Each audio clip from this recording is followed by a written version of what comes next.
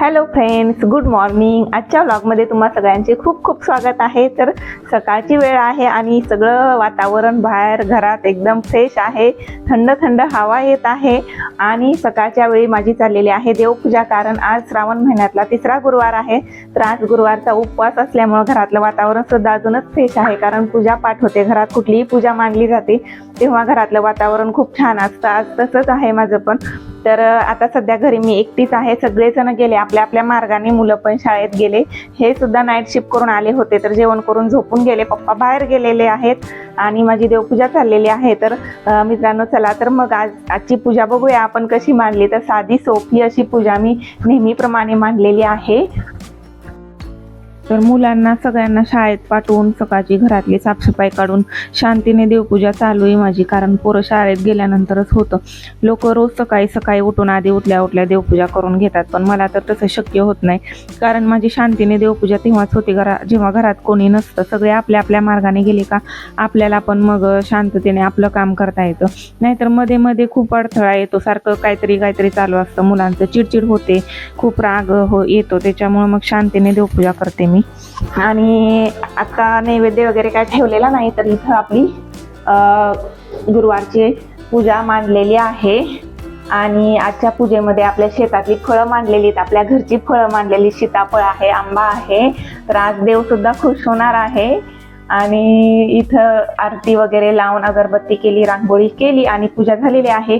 तर सकाळच्या प्रसादात एवढंच असेल, फळं ठेवलेले आहेत तेवढंच. आणि नंतर सायंकाळच्या वेळी काहीतरी गोडाचं बनवणार आहे. खीर विचार केला आहे, गाजराची खीर असं बनवावं.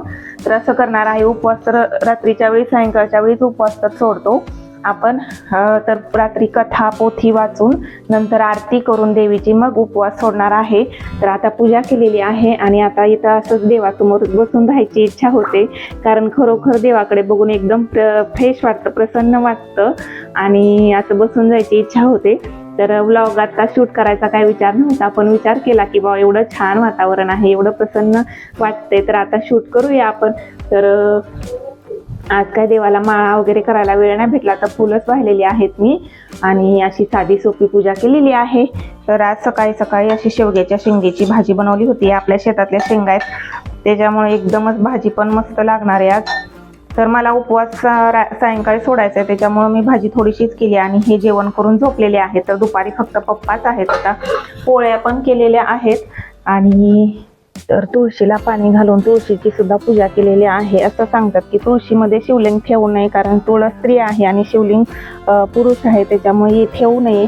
तर सध्या तरी इथेच आहे, पण मी काढायचा विचार करत आहे. आणि तुळशीची पण पूजा केलेली आहे. अगरबत्ती वगैरे केली का दारात पण कसं प्रसन्न वाटतं.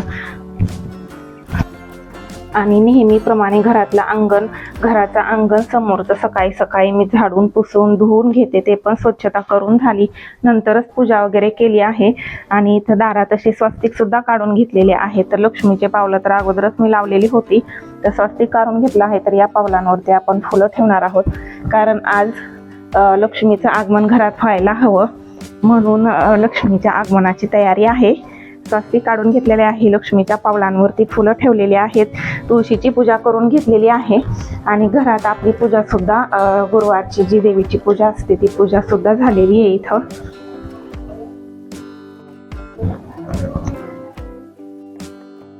चला तर मग आता 11 वाजलेले हे सगळं करता करता. कारण पप्पांना पण शुगर असल्यामुळे सकाळी पोटभर नाश्ता लागतो. यांना सुद्धा नाईट शिफ्ट करून आल्यानंतर पोटभर जेवण लागतं, म्हणून जेवण करूनच झोपतात डायरेक्ट. म्हणून स्वयंपाक वगैरे करून घेतला अगोदर.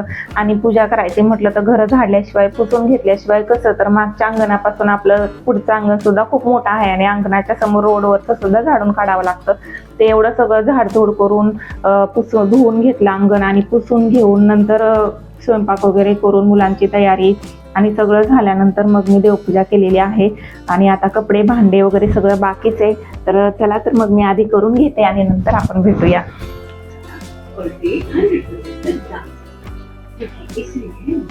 काय खातो तू सांग?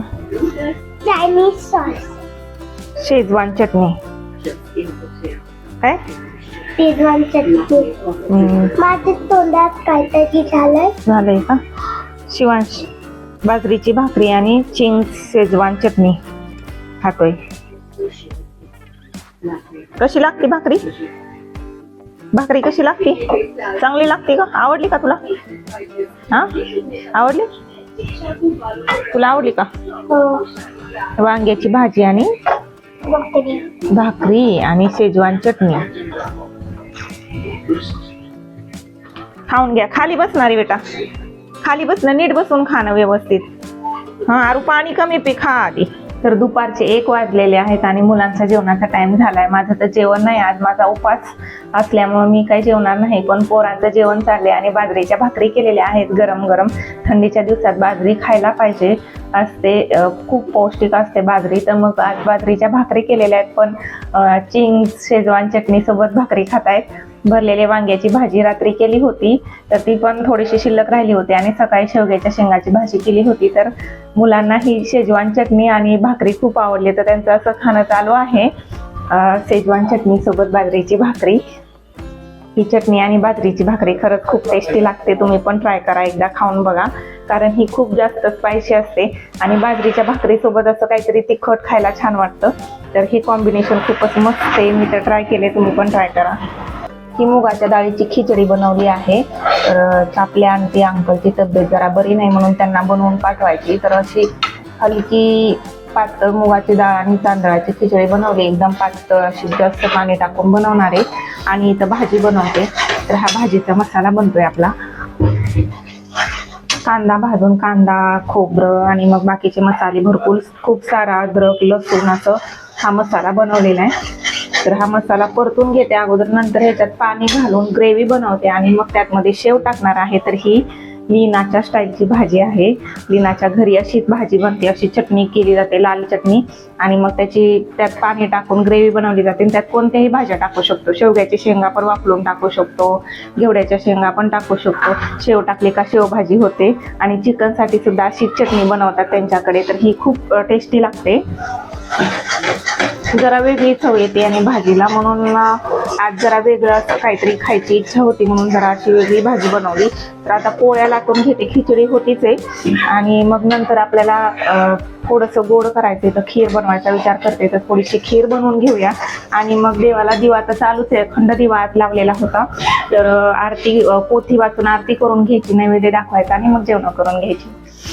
तर या चटणीला ना असं मस्त तेल सुटायला लागले, कडकडणी एकदम दाणेदार अशी फुलल्यासारखी दिसती आणि यातून तेल बाजूला सुटले, म्हणजे ही झाली, आता होत आली आहे, झालीच आहे म्हणायचं.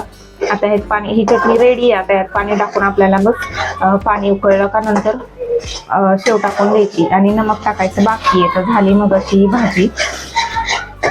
खानदेशात अशी चटणी बनवून अशी भाजी केली जाते. तर ती जळगावची आहे, जळगाव साईडला अशी भाजी होते. अधूनमधून आमचं एकत्र जेवण होतं, तिच्या घरी जेवण होतं तेव्हा अशी चटणी बनवून भाजी केली जाते, म्हणून मी आज तशी चटणीची भाजी बनवते.